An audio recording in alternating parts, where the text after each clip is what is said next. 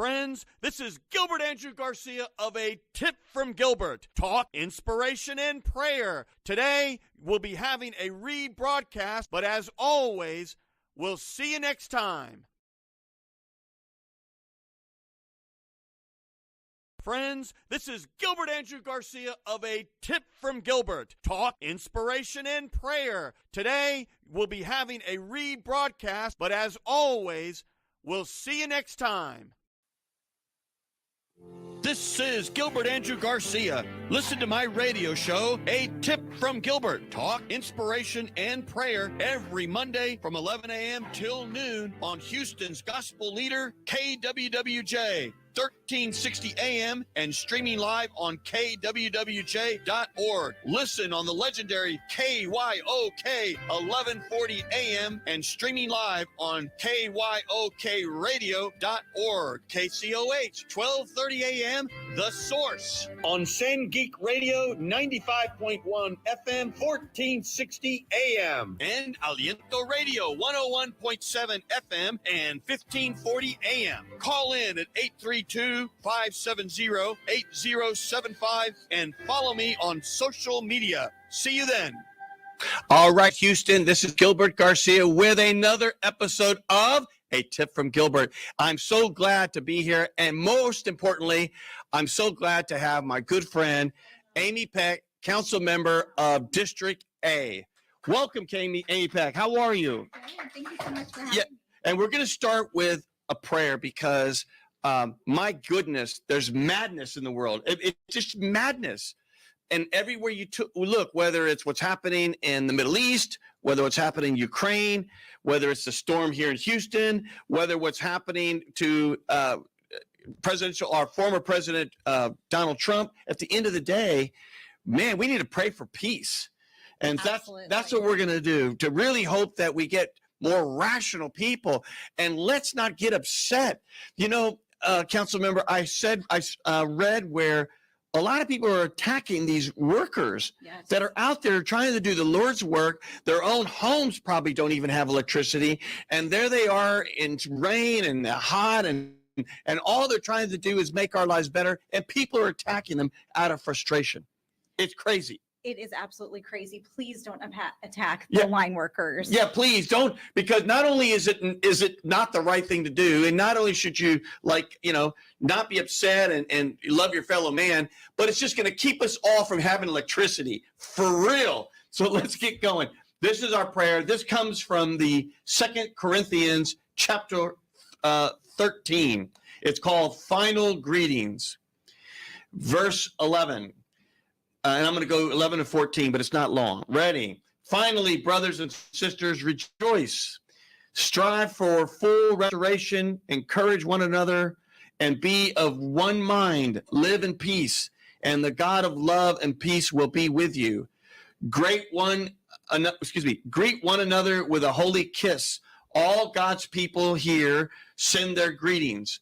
May the grace of the Lord Jesus Christ and the love of God and the fellowship of the Holy Spirit be with you all. Amen. My goodness, these are terrible times. First of all, let me ask you, are you okay? Your family, your friends, everybody's, power back, or how are you doing? We're good. We got a lot of water damage at my house. Really? So I understand what people are going through right now. We finally did get power back on, but we were in that just like everyone else. It just goes to show you that we're all in this together. So did it come from like a leak, or did it come from underground? Was it like a flood, or what happened to your water? Through the windows, through the doors, through the AC. Council member, I'm hugging you right now here in cyberspace, although you're only like 2 feet from me. It's just crazy. I want to bring up one more thing, and then we'll talk about Centerpoint and the storm. And I really wanted to talk about you. And you probably are one of the most qualified members to be on city council. You really are. And I mean that sincerely, because not only have you already completed a term, but you were the chief of staff at your predecessor. I mean, you've been around, and that's kind of rare.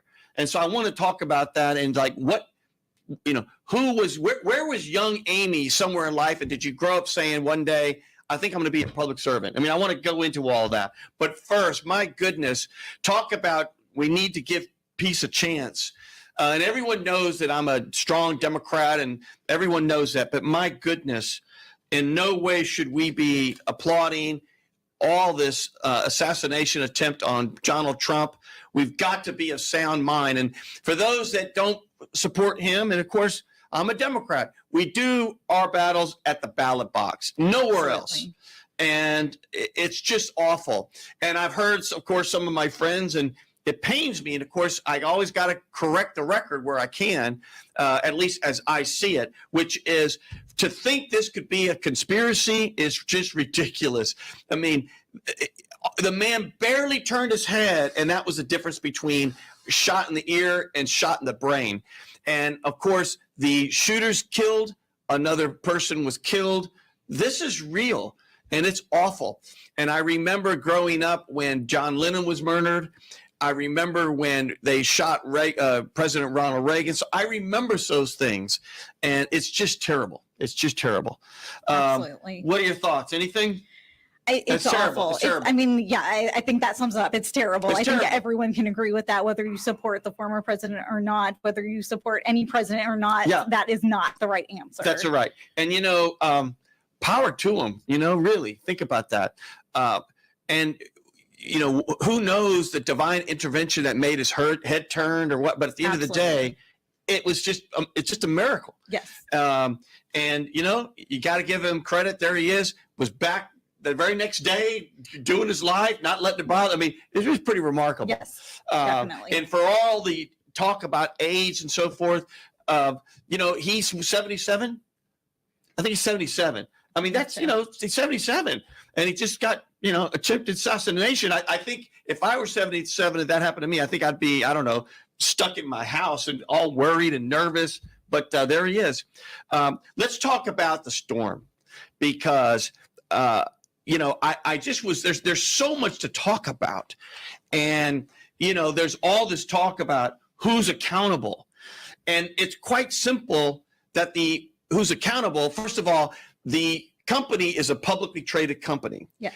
And it's down almost 10% in the last week or so. So it's down. But I also view the stockholders really as the people.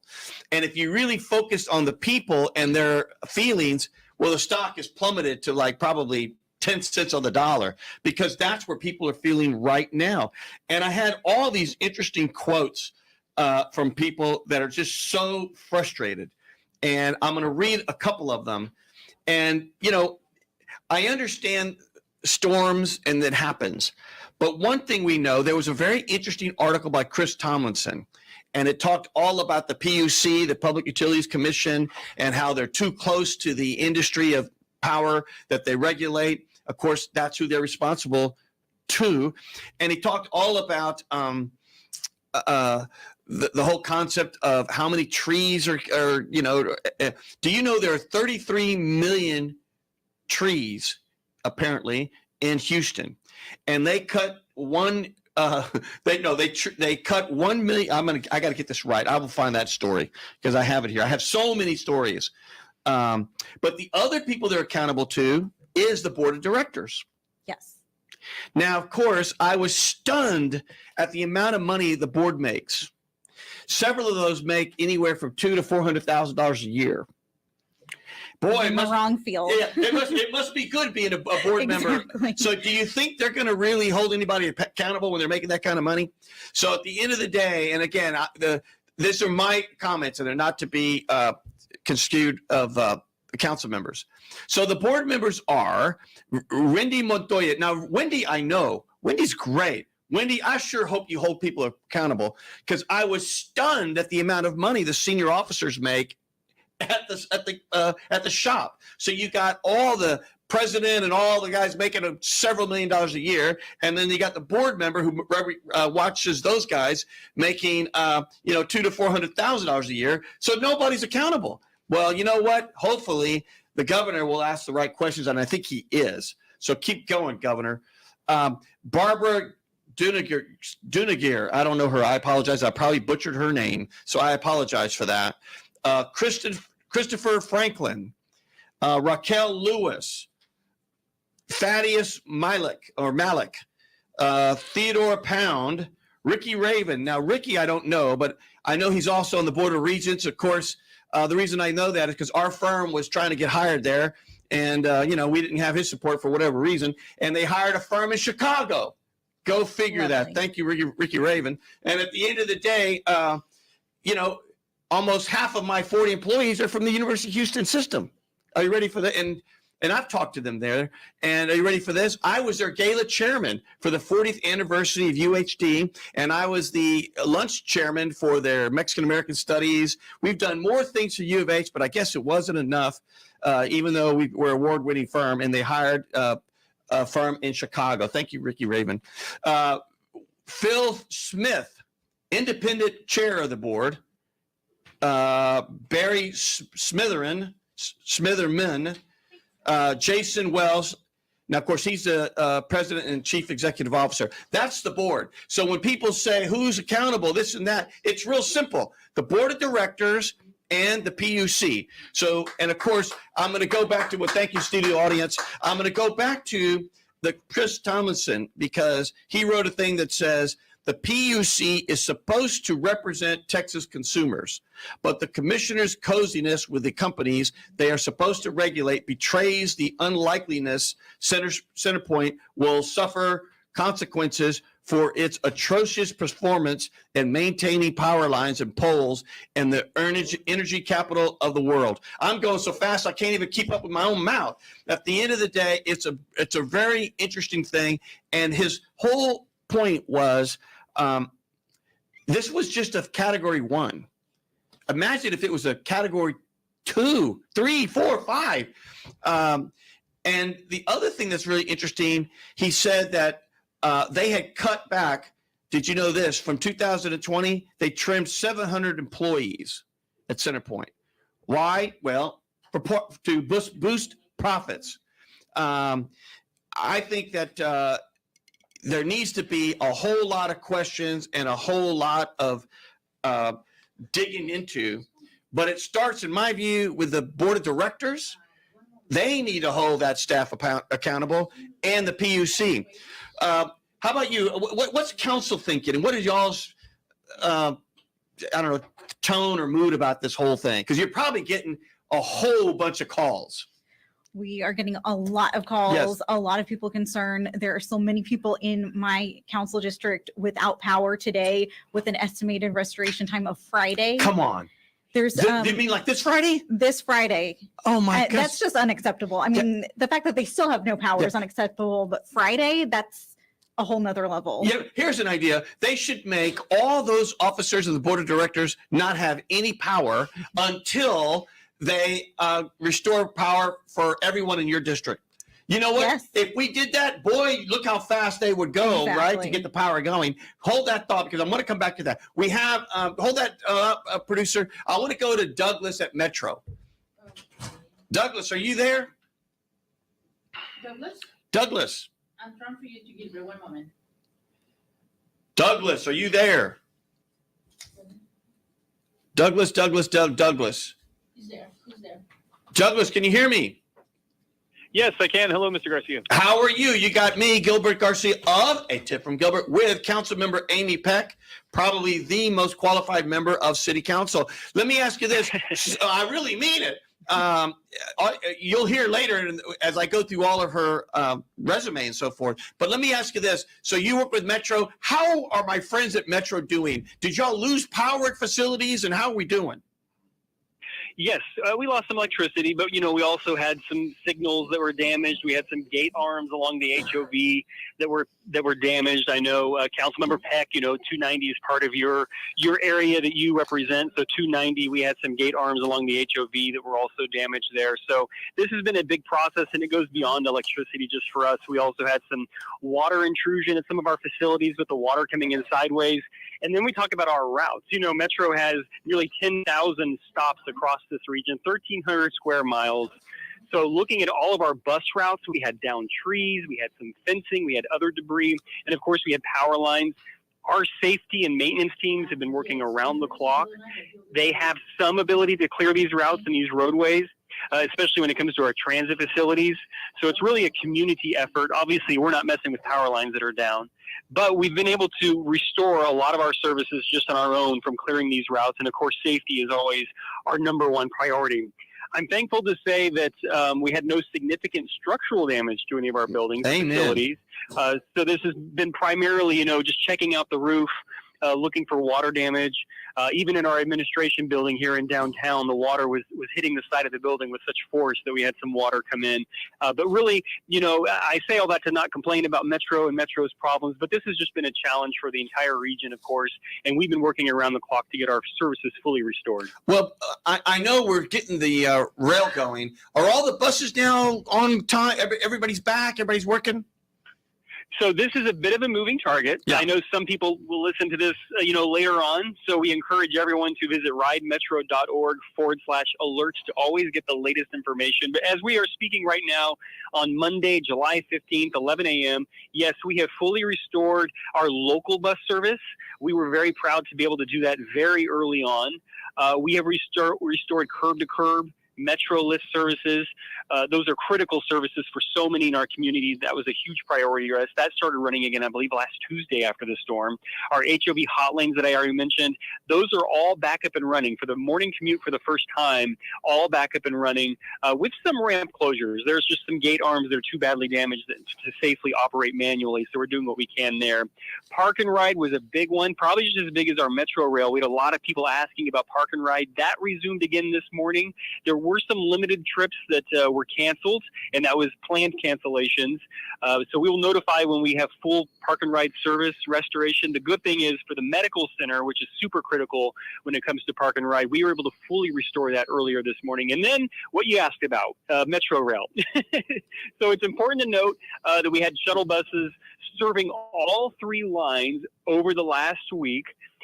Thankfully, over the weekend, the purple and green lines, that actual train service, that resumed, serving those communities southeast of downtown, east of downtown. That service resumed, I think, at about noon on Saturday. The red line, as we speak, the red line is being tested right now. In fact, as I was on my way into 1900 Main here, that's our administration building, I saw a train on the red line tracks for the first time since Hurricane Beryl.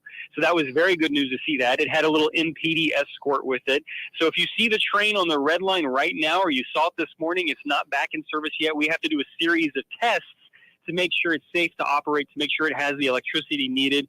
But going beyond the electricity, talking about the rail system, before we can resume that rail service fully, we have to go out there and make sure that there's not any debris. Of course, we did that last week. We had trees that were down. We had to clear all that out of the way. Then we have to inspect the overhead electrical wires that actually power the individual trains. And then we have to inspect the different switches and all the signage and the lighting and the signals to make sure that's all good to go. So just because the power comes back on doesn't mean we can just, send the train down the line and get it going. We have to do serious things to make sure that it's safe. Well, so that's a quick rundown. No, that's a good rundown. We wish you Godspeed, because without Metro, a lot of people can't get to work and things don't move around like they need to. So we appreciate that. Give us that whole thing again, whitemetro.org, or give us that whole thing, and what's the number to call if you want to figure out if your service is running? Yes, absolutely. So you definitely want to check out ridemetro.org/alerts. And that's where you can select your route or your train or whatever your service you want to try and use. And you can see if there are any current detours, because we do have some local bus routes that are still on detour, a very small number that are on detour due to, a tree blocking the road and whatnot. So that'll give you that current information. If you have any questions, you can always reach out to Metro's customer service team. That's 713-635-4000. And the good news with that is you can actually call or text message the customer service team at 713-635-4000.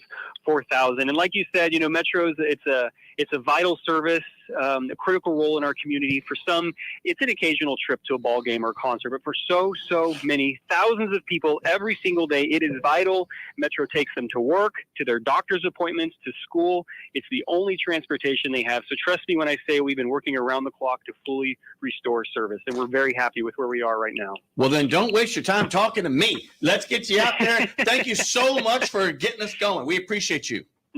Hey, not a problem. Thanks for inviting me. Yes, sir. Amy, let's go back to you. So, did you grow up in Houston? I did. You yes. did. And where'd you go to high school? Cy Falls High School. And so let me ask you, when you were young in high school, did you think one day I think I'm going to run for office? I mean, what was young Amy thinking? Yes, I definitely Did you wanted to really? run for office, and specifically for city council. Did you really? And- I've always loved local government and city council, and that was always what I wanted to do. Was there someone that was like, I don't know, who mentored you, or your family, someone that sort of was the finger that touched you for this? I mean, what inspired you for always liking this? It's something that it has always interested me. My dad and I used to talk about politics a lot growing up. So being able to help people on a bigger scale is just always something that I've gravitated towards. How wonderful. And so you were the chief of staff for your predecessor, council member Brenda Stardig. Is that correct? That's correct. And before that, were you in government too, or no?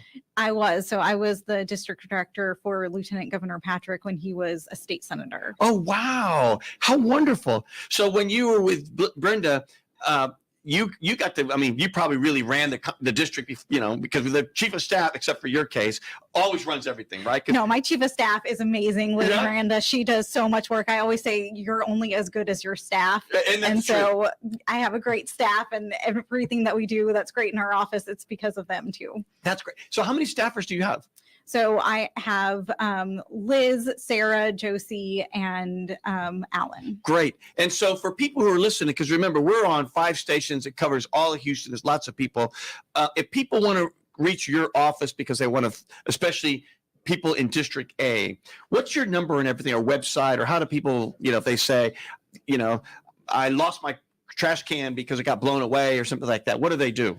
So any issue like that, we ask first to call 311. And Okay. I know that's frustrating because that's you don't okay. always get the best, answer there, but that is so that the city can track it. I see. And they'll give you a service request number. Anytime you call anything into 311, you are welcome to send us that service request number so that we can track it and make sure that it gets done. So you can either email it to us or call us and give us that number, and we'll take it from there. And does your office or all of council get some sort of 311 report? Like in the last quarter, we had, 3,000 calls. I mean, do they give you those sorts of updates? They don't give us those updates, but we can find those updates. And Sarah, our director of constituent services, checks that all the time. She is great with pulling those reports and looking at 311 and seeing if there's something big that maybe somebody didn't call us about that we can help with. The city should put it out there. You know why? Because a lot of people get frustrated with 311, but if they knew the workload, they might be a little more sensitive, because my hunch is they're overwhelmed. That's my hunch, because there's always something going, and people always are calling it because they want it today.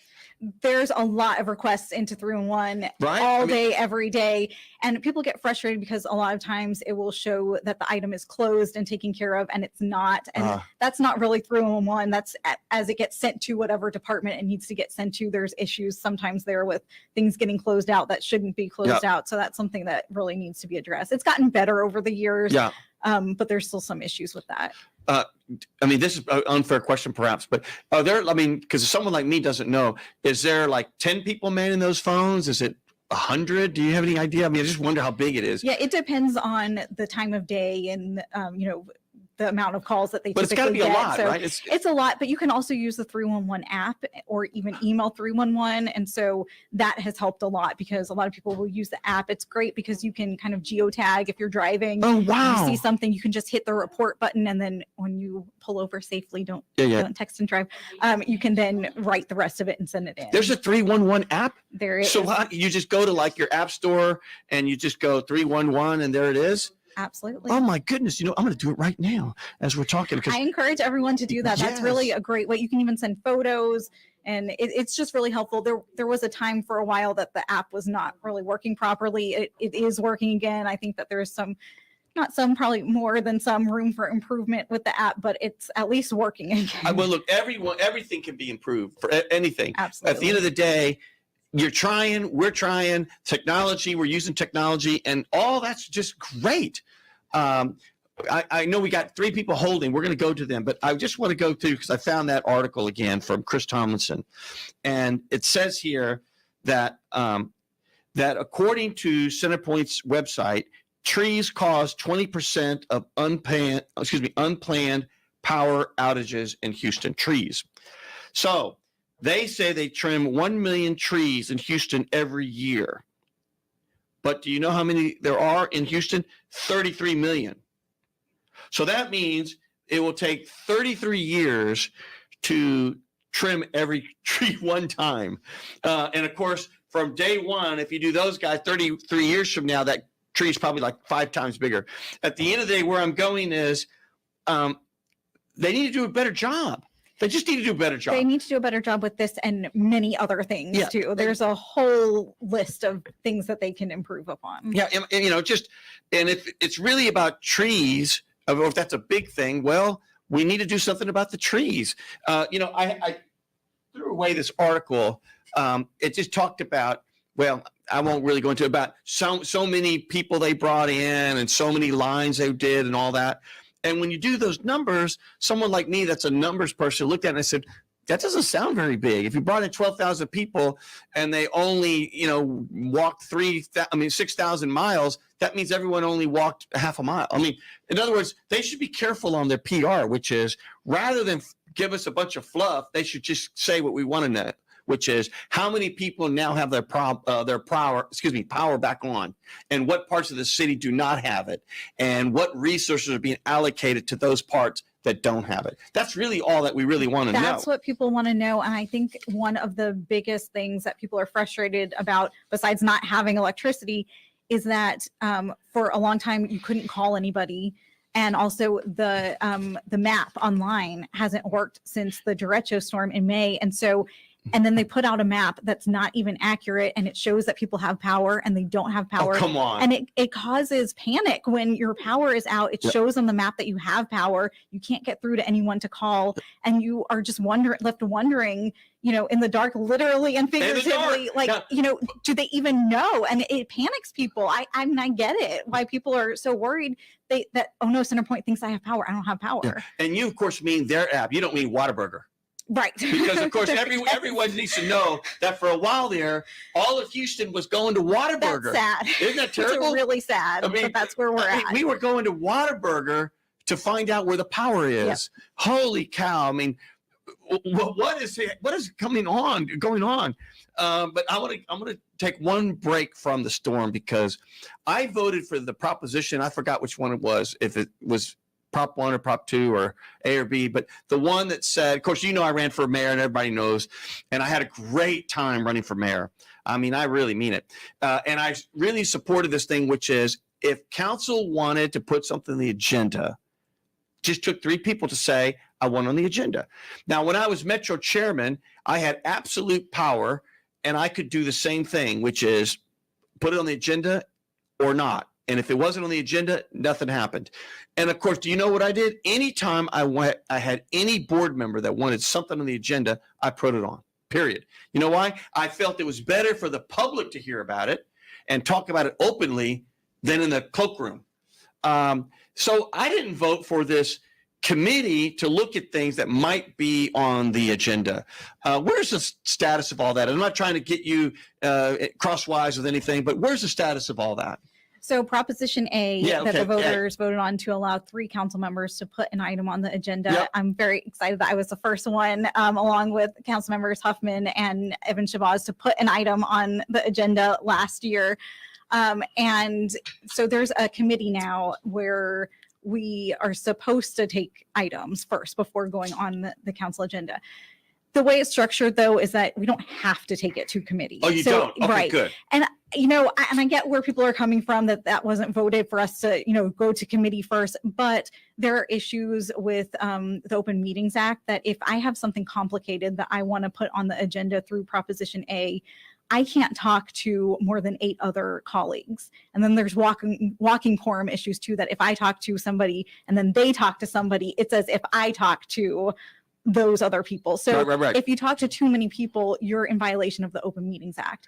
And so the committee allows us, if we have something complicated that we want to share the details, it allows us to talk about it openly and not violate the law. Oh, okay. So you think it's a pretty good thing? I think it's fine as long as we have the opportunity to not go through committee if that's something we don't want to do, and that's the case. So we're actually this Wednesday voting on the rules for Chapter 2, which includes Proposition A. We talked about it in the committee, and the rules basically allow us to go either route.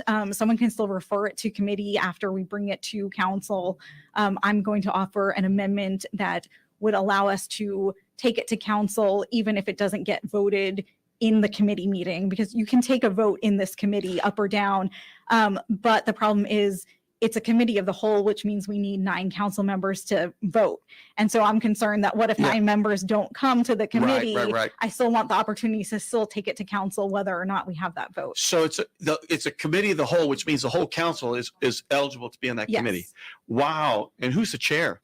Councilmember Huffman. Wonderful. Well, she's very rational. She's done a great job with the rules. She's very organized. Absolutely. And all those things. I don't know her real well, but I know that of her. No, she and her staff, they've done a great job putting together these rules and trying to really think it through to make sure that it's not going to get derailed, and really it's what the voters were thinking when they vote on it. And the fact that we can go either route, I think that's what makes it okay, at least in my mind, that it doesn't have to go to this committee. Yeah, no, you just to convince me. So I agree. That might very well be the most important committee of all. It's a very important committee. If they just do it right, it all works. And if they don't do it right, a lot of things will break down, and there'll be a lot of angst and animosity, and we got to work with the mayor, right? And we all got to work with our colleagues. So if you have a good way, a process to resolve conflict, then it works.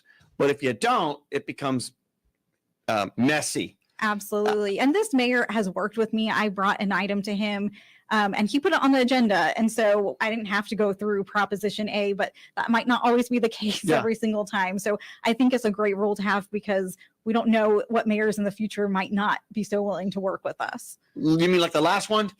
You don't need to say. Well, I did have to put an item on the agenda for a reason. So I understand. At the end of the day, hold that thought. We have more callers here. Let's go to Joshua. Is he still on? I know all of y'all. I saw there was a Dominic. I know there was a Jason. We're gonna get you all. I promise. Russia, let me translate it. Joshua. Joshua. Hi, yes, this is Joshua. This is Gilbert Garcia of A Tip from Gilbert with Council Member Amy Peck. What do you got for the council member here? Or what do you want to say to Houston? Go. Yeah, so I was just really disturbed by how, despite this low severity of the storm, there was so much damage and disruption to the city. And I was just wondering what can be done, what can be put on the agenda to help address this, especially considering how we haven't even dispersed our Harvey funds yet. Joshua, that's a great point. And just as a factoid, according to the Chronicle, it is expected to cause, meaning the recent hurricane, $28 billion in damage and economic losses. That's staggering. I mean, that's huge. Yeah. And by the way, when I'm driving to work, because I drive into work, half my lights don't even work still, my traffic lights. Yes. So I don't know if you have an answer for the good Joshua there, but what can we do differently, or what can we do? Well, thanks, Joshua. I think that's a really important question to ask, because there are changes that need to be made for sure. I think everyone can agree that what happened in the storm is not okay.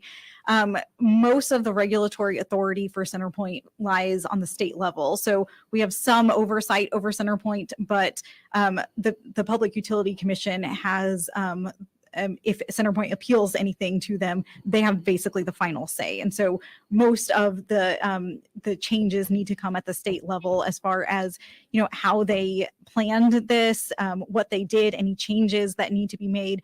But here locally, there are some things that we can address too. So the trees, that's a huge one that, while CenterPoint may not be taking care of it like they should, I think the city needs to step up and start taking care of trimming trees. When it comes to resiliency of our poles and our all of that whole system. That's something that we really need to look at closely. Can we bury lines? If we're doing any kind of new street project, can burying lines be a part of that project every single time? I know it would add costs, but that's something that at some point we have to start addressing these needs. Yeah, because if you say costs, well, this one alone is $28 billion. That's the cost. Right, exactly. And And so is it cheaper just to start burying the lines much than cheaper. doing this every single time, every year? And not to mention, I'm just looking at the senior officers. Everybody's making over like $2 or $3 million each a year over there at Centerpoint. And the CEO before, it looks like he made something like 60 million in the last 3 years. With, of course, some of that is stock. But at the end of the day, there's a lot of money going around over there. There's a lot of money. And of course, these it must be good being a board member there. They're making anywhere between one's making 450,000. At the end of the day, we got to do better. Joshua, you got a follow-up for her, or you got it good, man? As a small follow-up, does the flood control district have anything to do with what could be in the plans for the city? So Harris County Flood Control District takes care of all of the channels, all of the major creeks in Harris County. And so they don't have any oversight over Centerpoint. But as far as resiliency, when it comes to flood mitigation, they are a huge partner in taking care of that. And so we have many creeks in District A that they are addressing and working on, trying to widen and deepen and make sure that everything that flows from the city's channels that flow into Harris County Flood Control District, that it has capacity for that. Joshua, thank you for your call, my friend. And keep the faith, as they say. I'm going to have to move on real quick because I know we have our fire chief, Mr. Sam Pena. Let's get the fire chief on.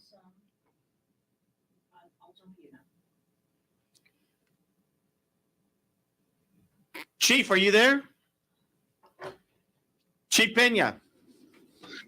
Hey, Gilbert, how are you? Chief, how are you doing?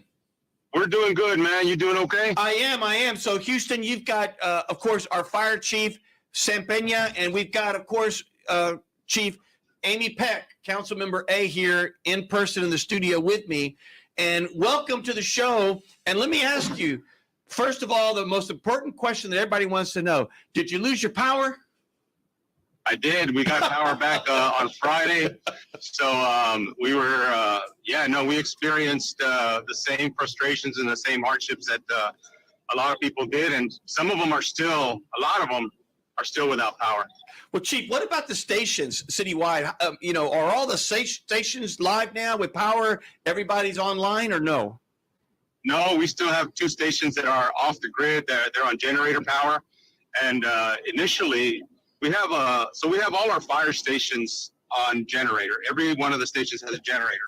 But what we saw is that as soon as the power hit and the people started coming offline, that our generators started to fail. So we had 9 fire stations that were completely out of service for power, no grid power and no generator power. That's unbelievable. Now, is it because they hadn't been used in a while and they were just older, or they just weren't maintained as far as you got to go in there and make sure there's oil and everything? Or, I mean, what happened to those generators?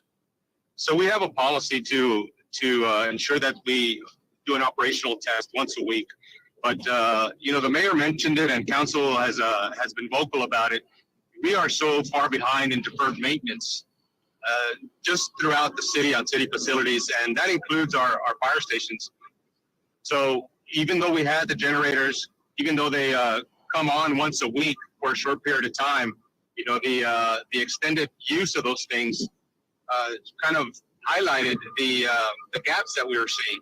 So if they fail, even if they're at the stations, if they fail, it's just like not having one. Wow. And during this crisis, and I'm going to call it a crisis, for the last week or so, have y'all had many calls? Are they more? Are they less? Or are they about the same? No, Gilbert, look, what we've seen is almost a triple in the number of calls that we're handling per shift. We usually average about 1,100, sometimes 1,200 calls a day in a 24-hour period. And what we're seeing is we saw some days up over 3,000 calls for service each day. Wow. So, Yeah, no, our it's been a very active system.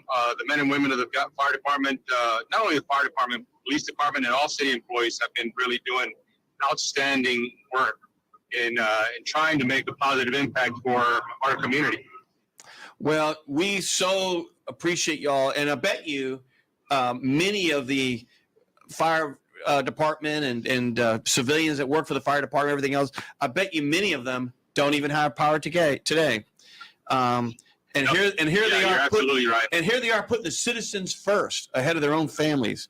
What heroes! Yes. And it's amazing.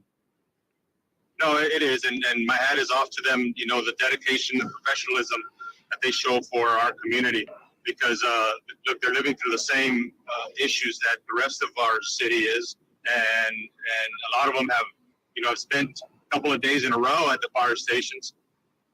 And so, look, I can't say enough about the work that they do. I'm very proud of them and all the city employees and all the volunteers, really, because as a community, we stepped up to ensure that we're helping those in need. And this just shows the heart of Houston.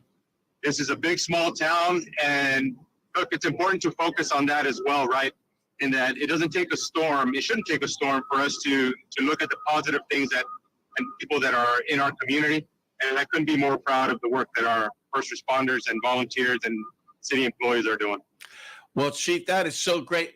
Councilmember, anything you want to say to the chief? Yes, absolutely. In addition to all of the firefighters making all of the calls for service, they had the wildland group actually going out and cutting down trees that were blocking access. Tell me what that is. I don't know what that is. I apologize. So, Chief, maybe you can add to it, but it's the group that handles all of the, we have wildfires actually in the city of Houston, and they handle all of that and they handle so many things, Chief, you might be able to list them all, but that was one of the things that they were tasked with, is cutting down some of the trees where there was no access for emergency vehicles to go down. But that also helped because when Centerpoint came to these areas, because the trees were entangled in the poles, they were able to get to it much faster because HFD had already cut down the trees. Wow. So, that was just amazing work that they did in District 8 and throughout the city. So thank you, Chief, for putting them on that, because that was so important. What a great, thank you for sharing that. Go ahead, Chief. Tell us about it. No, well, look, we started this group a couple of years ago, and being the biggest city and urban setting here, you wouldn't think that a wildfire or wildland team would be a good investment. But here's the thing, Gilbert, is that there's a lot of urban wildland interface here in our city. But more importantly, what it allowed us to do is partner with the Texas Forest Service so we can share resources. In times like these, we can call people in to assist us, and we do have Forest Service personnel tagged along with our personnel, and we're partnering with Houston Public Works to do just as Councilmember Peck has mentioned.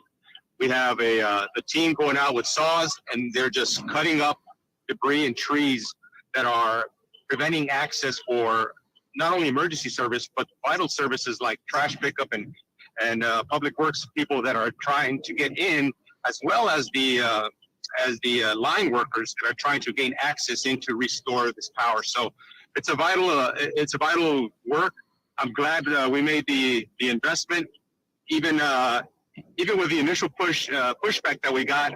This was the proper thing to do, just like the things that council has supported in building up our high water evacuation team. Absolutely. From zero in Harvey to now we have over 15 high water evacuation vehicles. We have over 20 boats and over 140 members that are trained and equipped to augment our personnel for high water incidents. Well, Chief, we really, really salute you and all the team, and thank you for all that you do. And I know how busy you are, so we're going to sign off, and I'm going to have you as a guest in the future. Looking forward to it. Gilbert, good talking with you. Councilmember, good speaking with you. Thank you, Chief. Now, all this time, we've had all these people saying things on online. Go back to that one lady, the last one. I want to read hers. Miss Betty Smith, I just will read yours real quick. And I know I saw many that had comments. Has anyone thought that the Derecho may have loosened infrastructure or weakened trees and finally bit the dust during Beryl. In other words, they were already loose and then they fell out. Possibly some of the damage wasn't enough to cause an outage or down a tree until Beryl. That makes good sense.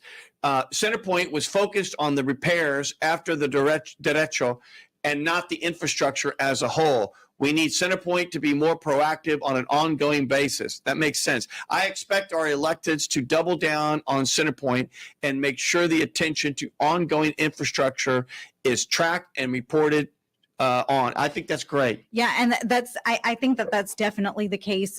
District A was one of the hardest hit areas of town. Oh, that's right. Because and some people were without power for a week, and the people who had the extended power outages then are the same neighborhoods right now with no power. And we saw that some of the repairs that Centerpoint made at the time were temporary repairs just to get people back up. We had whole transmission towers that were down in and around District A. I mean, it was bad, but they got everyone back up as quickly as possible. In that, I think it was a little bit more contained, but it took longer because of the transmission towers that were just crumpled and lying on the ground. So they did a lot of temporary repairs. I don't know how much of it they got back up as permanent repairs between then and now, but trees that were already kind of leaning and not looking so good from derecho that didn't completely fall, they fell from this storm. And so that's why I think another reason why we have so many people, especially in Spring Branch. The Inwood part of my district has a lot of people out still too, but we saw a lot of that in Spring Branch in particular, where the trees were almost going to fall and now they're down. My good. And those towers are huge. When The you say towers are huge. They're huge. This isn't like, a telephone pole or something. Right. These are huge. Right. And in derecho, I mean, so many of them fell that gave power to District A. And so it was bad then. And because of it, it's also bad now. Holy cow. I just want to read a couple of things, comments that I saw on the Chronicle. Here's Miss Dana Jones. She's 63. She says, we've been used to this. Isn't that terrible? It's so awful. It is. No one should be used to this. It doesn't take a hurricane to make our homes flood over here. Let's see where she's from. She's in North Houston. This isn't the first time we've had to rebuild our homes this year, and it won't be the last. We're tired, just tired. I don't want to leave my home. I cannot afford to leave my home. It has been years, and nothing has been done to fix the current situation. I don't think I can live like this for much longer. Oh, I don't know, Dana, Miss Jones, if you're listening, it's breaking my heart, but I'm so glad that you had the courage to say what you did. Here's another one, Patty Barnes, who was stocking on supplies in Pearland. I am pissed. There is no one to talk to. Yeah, no, you know what? I called it Centerpoint, and of course, you can't figure out who to talk to. And it's press 1 for this. And if it's an emergency, and by the way, you're going to love this. When you call in, it says, if it's an emergency because of electric things are on the floor or whatever, dial this. And then the other things, reporting powder outages, et cetera, dial this and this and this. Well, after all my times of this, and this, I went ahead and called back and went to emergency. Guess what?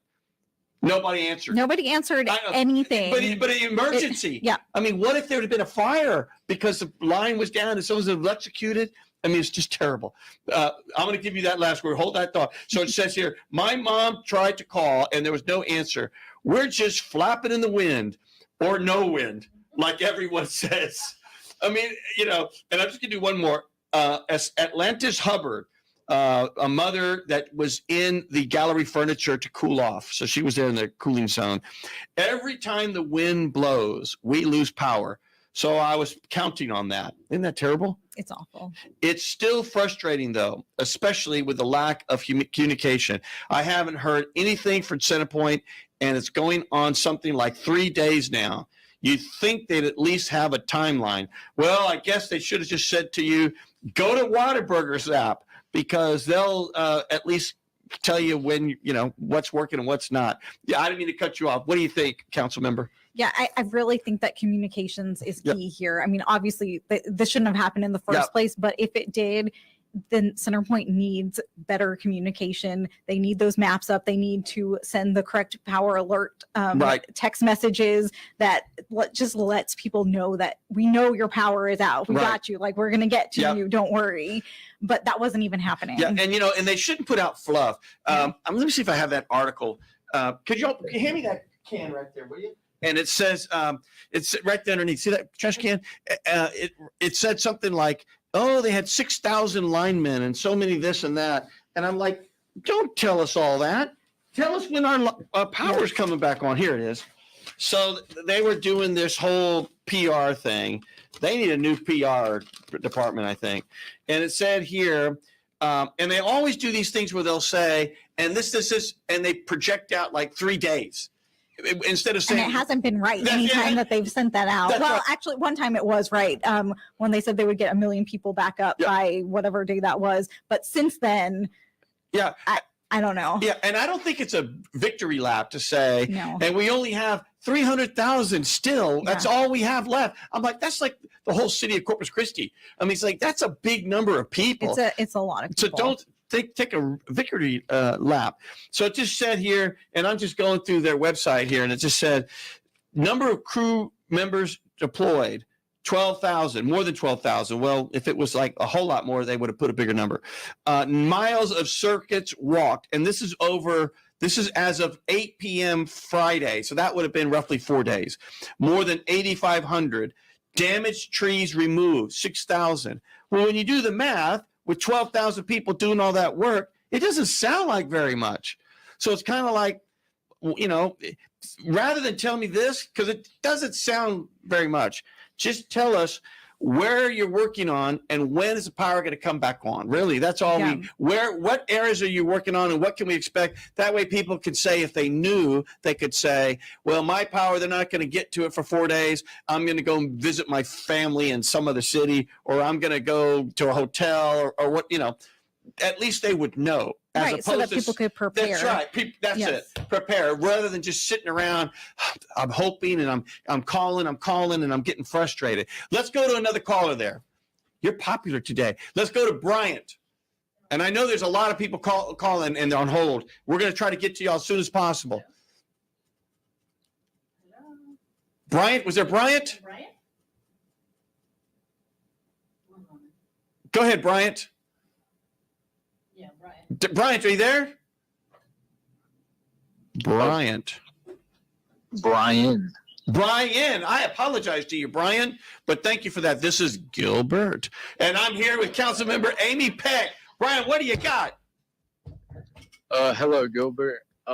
Thank you for having me. Yes, so I wanted to ask, rehashing on the tragic attempted assassination that took place this weekend, how close do you think we were to a civil war happening again?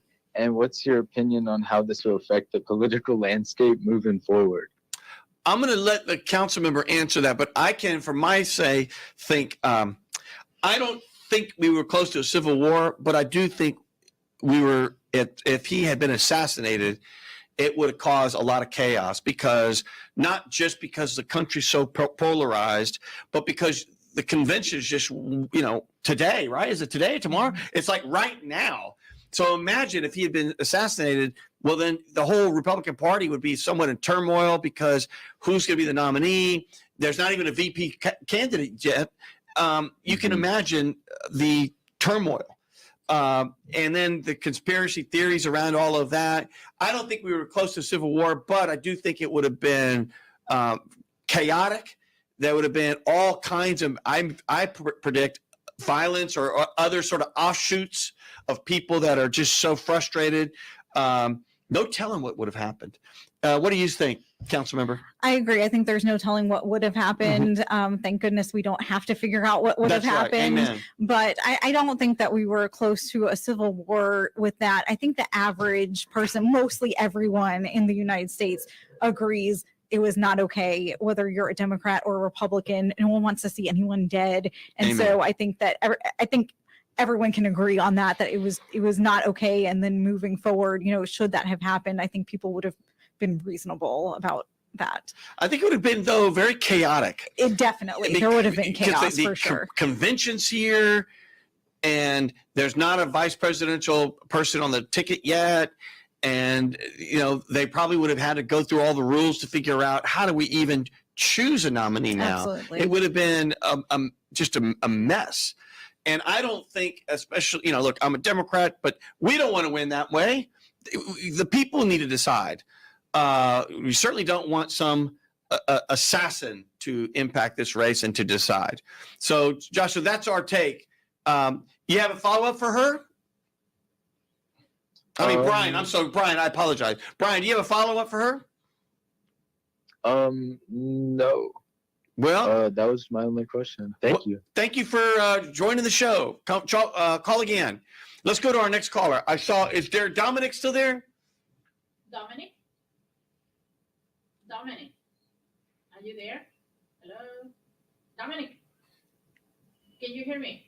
I'll transfer you now. Dominic. Yeah, he's there. He's been waiting. Dominic. Can you hear me, Dominic? Dominic. Okay, let's go to the next one. Who's our next caller? He's Dominic. Dominic, you there?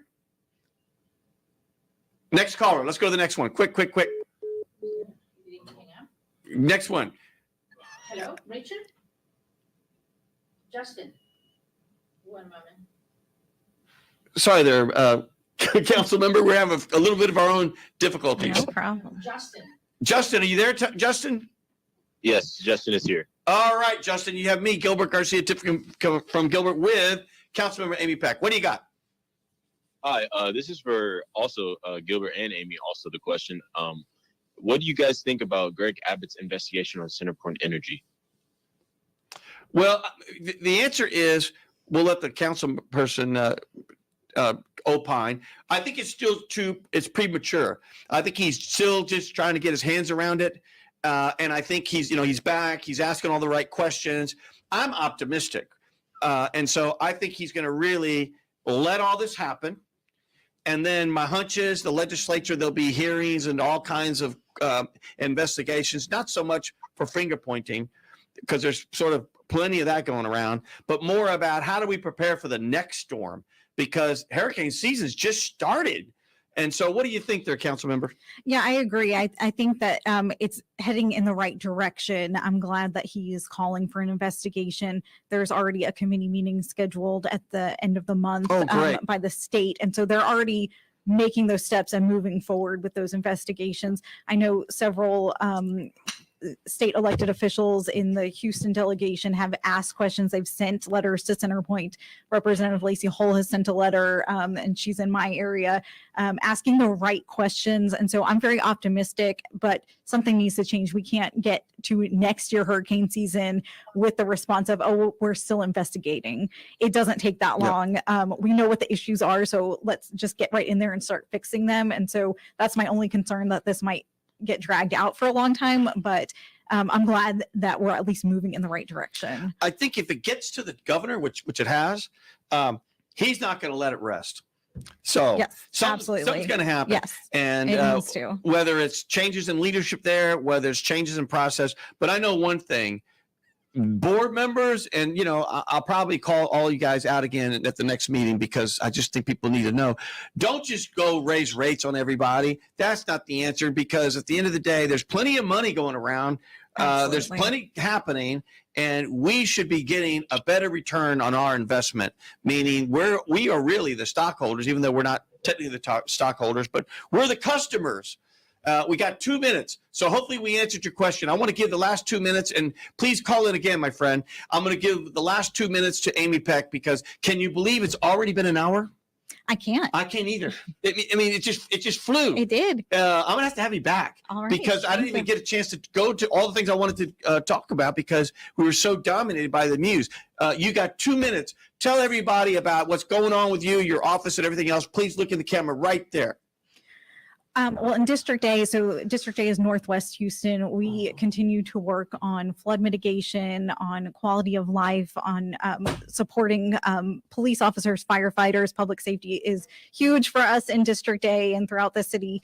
And so I know that times are really tough right now with everything that happened with the hurricane, everything that's continuing to happen, trying to get people's power back on. Let's just remember that, remember the hashtag Houston Strong. I really want to bring that back. And I know it's hard when times are tough, but we see so many great things in our communities too, of neighbors helping each other, the food distributions that we've done, the ice distributions, water distributions. People with no power have come out to volunteer and help us, which, I mean, that's just amazing. You don't see that in other cities. This is Houston. We help each other. And so I know times are tough, but we'll get there. We're in this together, and we'll get there. Councilmember, I really want to tell you, I really feel like I shortchanged you because we had so much of sort of news. I want to have you back. And at the end of the day, I mean this sincerely. I really think you're doing a super job. Thank you. And even though you represent District A, I know you're really a voice for all the people, because I know all the things that you're doing. So thank you. Keep doing the Lord's work, as they say. And we'll see you next time. This is Gilbert Andrew Garcia. Listen to my radio show, A Tip from Gilbert. Talk, inspiration, and prayer every Monday from 11 a.m. till noon on Houston's gospel leader, KWWJ. 1360 AM and streaming live on kwwj.org. Listen on the legendary KYOK 1140 AM and streaming live on kyokradio.org. KCOH 1230 AM, The Source. On San Geek Radio 95.1 FM 1460 AM. And Aliento Radio 101.7 FM and 1540 AM. Call in at 832-570-8075 and follow me on social media. See you then.